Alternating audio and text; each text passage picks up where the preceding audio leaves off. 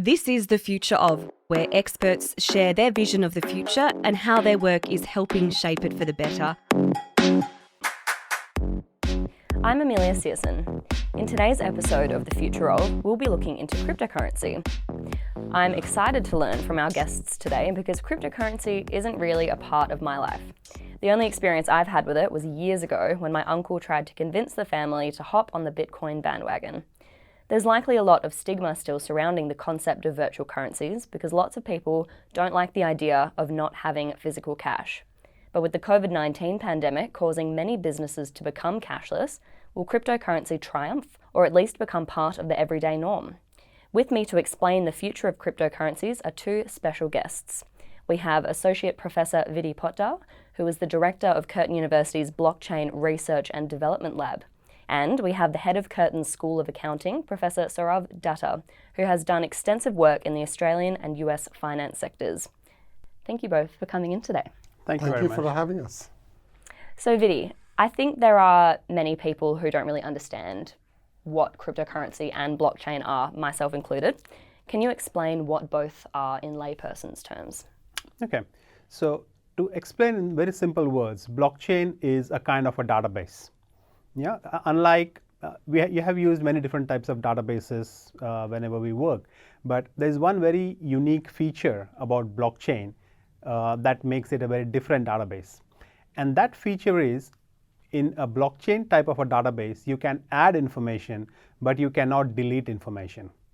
So that very feature makes it very powerful for a number of applications, including cryptocurrency. So that is the core difference between blockchain and any other databases. So what is the relation between a cryptocurrency and a blockchain? So cryptocurrency is one of the applications or use cases of blockchain. And when cryptocurrency started, that was say 10 years ago, that was the first application.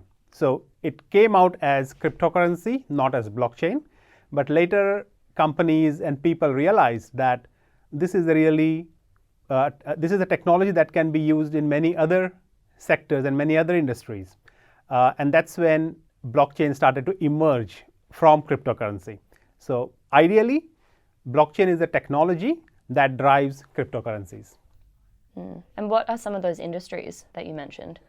Blockchain now has been used in many different industries. Personally, I am very actively working in the area of supply chain management and how blockchain can provide traceability and provenance of the goods that we buy. For example, when you go shopping in, say, Woolies or Coles, if you buy any food, you don't really know where it was grown, when it was grown, how long it has been on the shelves. So all that information now is possible with blockchain technology. So people can pick up their phone, scan a product, and get a complete history of what you're going to have. Blockchain is also used in a number of other industries, say finance and accounting, corporate governance, travel, and I mean any industry where there is a need for transparency of information, you can apply blockchain technology. Even in universities, there are applications where blockchain can be used.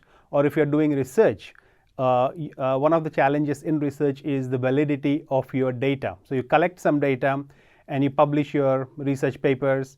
Later down the track, if somebody wants to access your data, they may or may not get it. But if you have that information stored on a blockchain, it is there forever. Right. And Saurav, how is decentralizing power an exciting aspect of this technology? So yeah, just continuing us to what Vidy said. So as part of this blockchain technology and cryptocurrency, the whole idea basically came in terms of to facilitate cryptocurrency or digital economy. You needed an extensive record-keeping system. And one of the key features of cryptocurrency or Bitcoin, as you mentioned, was that to remove the central authority that kept records. So in a normal banking transaction, your bank keeps records to how much money you have. You may keep your independent records, but if you disagree, the bank wins. But in the digital currency, they needed a mechanism where such records of who owns what has to be kept in a decentralized fashion or a distributed fashion. So by distributed fashion, what it means is that there is no one single custodian of truth, but the truth is kept at multiple locations simultaneously. So the benefit of having such distributed record-keeping system is you have multiple copies of the record that are updated on a real-time basis. And hence, there is no threat for any one of these locations to go dark. Even if one of these locations go dark, there are other locations that are still live. Hence, the records are always maintained. So that's really the key part of a distributed record-keeping system.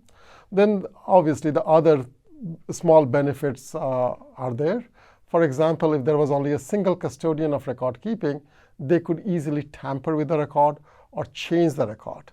But if the same record is kept at 25 different locations, then somebody who wants to tamper the record has to go to all the 25 locations and change it simultaneously. And that almost becomes impossible. And that is what gives blockchain the key advantage, critical advantage as we call it, is that of immutability. So what immutability means is once recorded, and as Vidy mentioned, that you can only add and not delete. So immutability basically means that once the record is kept, it cannot be changed.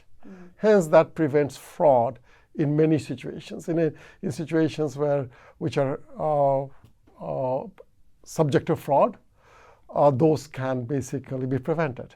One of the key things, as you were asked as to what other industries.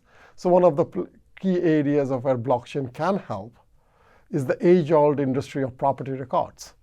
Because in many developing nations, what happens is the property records are not kept in this, and they're changed by government officials because of the low literacy rates. But if the property records are kept in a blockchain, then multiple records, multiple places keep the same version of truth. Hence, changing one record does not change the facts. So that would be one of the areas of property record keeping where blockchain is actually very useful. So you mentioned banks before and how they only have, I guess, the one record, whereas blockchain would have multiple. Do you think that banks would implement that in the future? Banks would not have a choice but to implement it in the future. However, the banks tend to resist it because banks make money by being the middleman. And if there is a technology that comes in which removes the middleman, that cuts into the profits of the bank.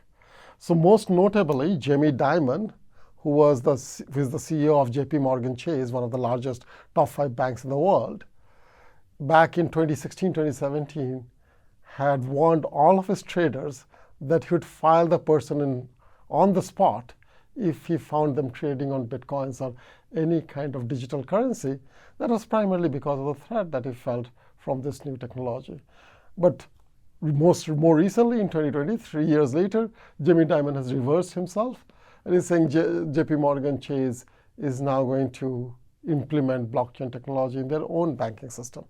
So yes, there is obviously some resistance to the technology, but if the technology is powerful enough, then people have to adapt and adopt these technologies into their business models. So that's where the banks are going with it. Oh, good. Because obviously it's very important to reduce things like fraud in people's lives. So moving on to energy, Vidy, there have been concerns about the amount of energy used in Bitcoin mining, with estimates I've read suggesting the network consumes as much electrical energy annually as a country the size of Belgium. Do you think that these concerns are going to increase? Yeah, so in terms of the energy consumption that happens with cryptocurrencies, that primarily happens with very large networks such as Bitcoin. And the reason why that happens, let's get into the reason first and then get into what could be done about it. The reason why there is such a large energy consumption is to ensure that the Bitcoin network or a cryptocurrency network is secure. Because you don't know who is part of the network. There is no like a 100-point ID check that you do before you get onto a Bitcoin network. Anyone who can download the Bitcoin data, Bitcoin network, they can be part of the network. So there are literally no entry barriers to who can come into the network. So when that happens, there is a very high chance that people may behave in a way that can affect others. So they may behave in a wrong way. To prevent that from happening, there is the concept that is added into blockchain, or say Bitcoin, which is about mining a Bitcoin, and in simple terms, what it means is you have to solve a mathematical equation or a formula, which is very difficult to solve. It is simple, but it takes a long time to get the answer. Just imagine you have to multiply a very long number times another very long number. So although it is simple if you have the time to do that, but it just takes a lot of time, and because it is taking a lot of time, it is consuming that much amount of energy. And the reason why this concept or this logic is incorporated in Bitcoin or cryptocurrencies is to prevent people from manipulating the network. If it was a simple calculation, people could have calculated it and then affected the system. Because it is difficult, you cannot go back a lot to kind of change it. So that is the reason for the high energy consumption. So is it necessary? I guess in a public blockchain like Bitcoin, I think it is necessary because we have to maintain the network the way it works. Can it be improved? Definitely it can be. So that is one of the very topical areas of research all around the world, is to how can we make mining energy efficient, so it doesn't take as much energy as, like you said, what the power consumption of Belgium, was it? So that is how it is at the moment, and we are progressing towards a time where this whole mining process would become much more energy efficient. Interesting. And you mentioned how important it is to ensure blockchain is secure, and that leads well into my next question, which is it prone to hacking? Okay, so I think blockchain as such is not prone to hacking. What probably could be hacked or could be attacked are the cryptocurrencies or the tokens. Yeah. And if you would have seen, there have been a number of very major hacks in the past, where companies have lost millions of dollars, hundreds of millions of dollars. And what actually was lost was the identities of how you access those digital tokens or bitcoins or cryptocurrencies. So the system itself is very secure, but if the person who is holding the coins does not take sufficient care in ensuring a very robust, a secure system, basically if we go a little bit more technical, we use private keys and public keys. That is actually what protects your assets or cryptocurrencies. If you are negligent in kind of securing these so-called passwords, I would say they're not passwords, but they are kind of something better than a password. But if you don't secure them, they are prone to attacks. And that's how people have lost a lot of money. Right. And from my understanding, there's a finite number of bitcoins and there's less than 3 million of them left to be mined. What effect does limited supply have on the currency, Saurav? Oh, sure. So when Bitcoin was founded by Satoshi Nakamoto back in 2009, the whole idea was that he wanted to mine, so-called quote-unquote mine, about 21 million Bitcoins. And you are absolutely right in saying there are less than 3 million to be mined. That's because almost 18.5 million have already been mined. But his proposal was to reduce the number of Bitcoins mined progressively as we go along. So every 4 years, it kind of becomes half. So even though there's 21 million Bitcoins that have to be in circulation, the total mined could be more because Bitcoins do get stolen, they get lost. So Bitcoins might be mined, and then the person who had the Bitcoins died without leaving the password or the private key to his descendants, and then they're lost forever. So having said that, it is basically about year 2140 that the last Bitcoin will be mined. That's the projected thing. But as with everything else, since the supply is limited, if the demand grows, the price of Bitcoin actually will go up. And it had a peak back in 2017, And this is the right time to be having this interview because Bitcoin is again surging. It's closing in at about $18,000 per Bitcoin. We're thinking about this as basically it was less than $10,000 at the beginning of the year. So it has almost more than doubled during the year. And that's what would happen if the popularity of Bitcoin continues and the supply is limited, the price would increase. But at the same time, the other kinds of cryptocurrencies might come in and replace Bitcoin. And what other cryptocurrencies are becoming popular? Ethereum or Ether is actually one of the very popular cryptocurrencies. So that is trading at about $840, $850 right now.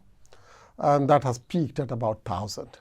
So that's clearly much cheaper than you said Bitcoin, which is about $20,000. Additionally, there are other currencies such as Ripple, which allows cross-border transactions. There is a Litecoin, which allows for open source global payments. There is a Tether, which is basically like a stable coin where the prices are not volatile. Instead, they are pegged to a normal currency like US dollars or Australian dollars or Japanese yen. In addition, as you might know, that Facebook wanted to introduce their own currency called Libra. So while that is not going through right now because of regulatory hiccups, but there are many such ventures that are going around the world. And this forms under a brand name that is called the DeFi, or basically decentralized finance. So this is the growing area in finance and accounting is the DeFi, which is basically the same theme of crypto, but without the necessity of having a middleman or the bank keeping track of who owns how much. So so going back to this is, what is the role of the bank? The bank actually tells you how much do you actually have, how much is your worth.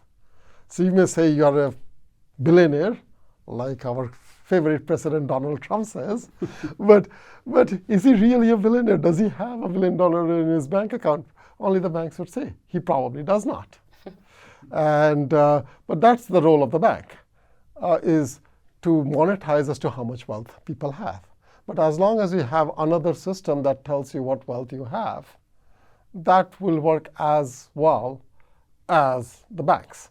And going to one of the examples, in olden cultures, in one of the islands of Micronesia, they used to have something called a yap money, which was nothing but a limestone disk, which had the recording of who has owned how much or who owned the stone.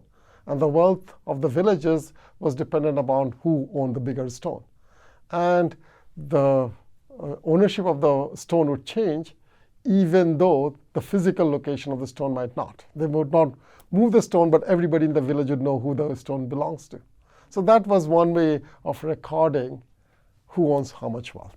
And can anyone get involved in crypto, or do you have to be, already very rich like Donald Trump, or, be a part of a big business or something? Interestingly, the first time I got introduced to crypto was in one of my classes. So I was teaching a graduate class in New York called Contemporary Developments in Business and Accounting. And as part of that class, I used to ask students to do the last end of the semester presentation on something that they thought was a new trend in finance and accounting. In 2009, that is when the Bitcoin was introduced, in 2009 when I was teaching that class, a student of mine actually mined a Bitcoin in that class. At that time, Bitcoin was worth $20. He spent about an hour doing it, using that as much of energy as Vidy mentioned. I said, $20 an hour, you could get a below minimum job for that. So lo and behold, in 2017, that was worth $20,000. But we couldn't find that computer, unfortunately. Yeah, I think that has happened to many Bitcoin miners because they didn't realize how valuable it would be. So they mined it, put it on their computer, they sold the computer, they just got too old and then just threw it. And there have been stories where people have actually went into these old recycling areas, picked up old hard disks and recovered Bitcoins from that. So there have been examples where people have had, they would have been very rich had they kept their old computers handy. So going back to your question, no, you don't have to be Donald Trump to actually invest in Bitcoin. You could be somebody who goes around the junkyards looking for old computers, and you can become very rich. You can become the next Donald Trump. I would love to see Donald Trump doing that, just going around a junkyard searching for some Bitcoins. And Vidy, what are some financial applications of blockchain that are being investigated by your lab? And why are organizations not adopting blockchain technologies? Okay, so we are currently working on I would not say finance per se, but we're doing some work for charities and accountability for charity organizations. So that is one area that we have just recently started to explore, where the donors who donate money to a charity during any event would want to know how their donated funds are being used, or whether it reached the intended recipients or not. So that is a project that we've just started to work on, and I see there's a lot of potential for such solution, because it just gives a lot of transparency to people. They know that what the money that they have donated is actually being used for what they intended it to be used. So that way it has been very interesting. Regarding the adoption, I think that is it's a very difficult question, and a lot of companies and researchers are working on that. In fact, one of my PhD students is looking at why is blockchain not, the adoption of blockchain has been so slow. And some of the recent findings that we have come across is the reasons why companies are not adopting blockchain is, firstly, there's lack of knowledge. There's ignorance. So like you pointed out, that blockchains are very energy intensive. So that is only the case if it is a public cryptocurrency network. Yeah. So if I were to set up a blockchain platform for an organization, which would be a more private network, it doesn't cost that much. It doesn't take that much energy. So firstly, that education piece is missing. So what we are trying to do now is to launch courses to teach people, teach organizations of the reality of blockchain. So once that happens, that hurdles cross, people can realize that, or organizations can realize that, yeah, this is something that we can do. It's not all the hype or the myths that I knew about. So blockchain is practical, it's useful, but I guess it will take some time for that knowledge to flow through the right people, and then eventually adoption would happen. I think it is just a matter of time. And we have seen some early adopters, like finance and accounting industries have been fast at adopting this technology. And as we see that adoption happening, other industries and other sectors are realizing the value of blockchain, and they're jumping on board as well. That also leads well into my next question. So obviously both of you are working here at Curtin University. How are educational institutions employing this sort of technology to improve learning? Yeah, so for example, at Curtin, what we have done is we are going to launch that in semester 1 of 2021. We have created a virtual coin called the Curtin coin, and similar to the Bitcoin, but Curtin coin. And in a couple of our units, in accounting units, we will play games or we'll assign these to our students so they can get a hands-on experience of using the virtual currency. Because again, unless you actually see it and use it, learning in abstract is limited. So it is almost like if I'm teaching swimming in the middle of Sahara Desert, why am I even teaching swimming? Because they haven't even seen a swimming pool. So having a Curtin coin is kind of building the virtual swimming pool, if you will, and people can go there and play and learn to use this by practicing. So like one of the simple things that we might do is say, for example, not exactly that game, but say you must have played Monopoly. Yes. All of us have played Monopoly. So just imagine playing Monopoly, and it's a simple game. 8 years old or play it, so how difficult can that be? But just imagine playing Monopoly without the cash. And every transaction you do, every roll of the die, every property you land in, every rent you pay, every rent you collect, every time you go to jail, you have to keep detailed records of each and every transaction for about 5 rounds. And at the end of the 5 rounds, all the 6 players' records have to match. and all your balance sheet should balance. And if you can do that, that's an amazing feat. What we want to do is to show that similar games can be played much easily once you have the blockchain technology. So as Vidy said, the rate of adoption of blockchain is difficult because, as with every new technology, I don't adopt it unless I understand it. And having such kind of exercises and simple exercises would hopefully teach people or make them comfortable using the technology, and that would lead to the higher adoption. So that's one of the things that we have been doing, and I'm sure Vidy has been doing a few more elements. Yeah, so within Curtin, we also launched like a crypto fund where anyone who has crypto can donate some crypto to promote research or drive research in this area. So more details can be found on Curtin website. But basically, the intention behind setting up that fund was, firstly, students, we can promote the existence of such a fund within Curtin, and to get those, to have those funds to research and develop new technologies using cryptocurrencies and blockchain. So if there's anybody here listening to this and have a few Bitcoins to share, please email them to me. And I'm curious how governments have responded to all of this. Has the Australian government responded? So the part with the government actually comes down to taxation. So government, how does government make money? You get into a transaction and they tax you. So yes, in general, the governments are not too happy with the Bitcoin because those things happen outside of the regular currency, hence they are very difficult to tax. So government worldwide, especially China and US, have been very much against having currencies like Bitcoin.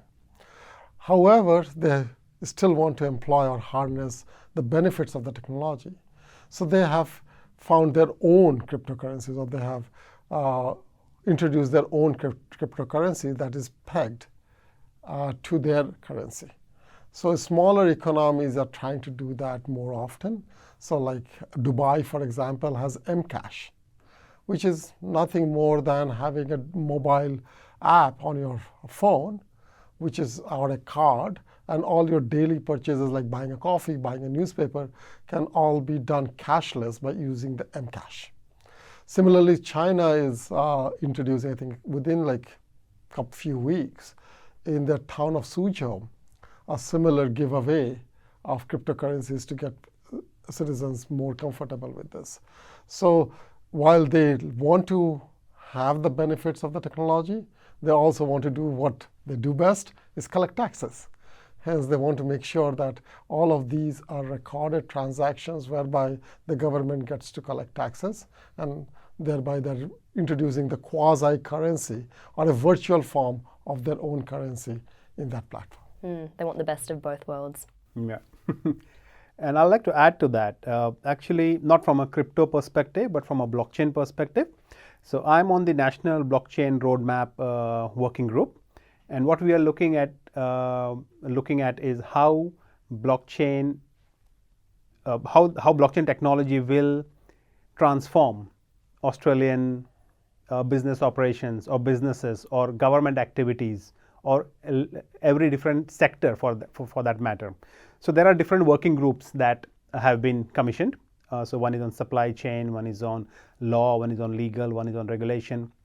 So I'm part of the regulation, what they call as RegTech, and looking at how blockchain can streamline regulatory compliance. So that is one very strong initiative that is taken by the government. This is a follow-up from what was launched early last year, where the National Blockchain Roadmap was released. And in that roadmap, there were three elements that were identified. One was supply chain, one was education, and third was identity or credentials. So those three areas were identified, and this is now the next phase where we are going into further other areas where a blockchain could be introduced in the Australian economy. Interesting. And I'd like to get both of your perspectives on this next question. Following the global pandemic that lots of countries are still grappling with, we've seen many businesses make the move from cash to just completely cashless. Do you see a future where cryptocurrencies will completely replace cash currencies?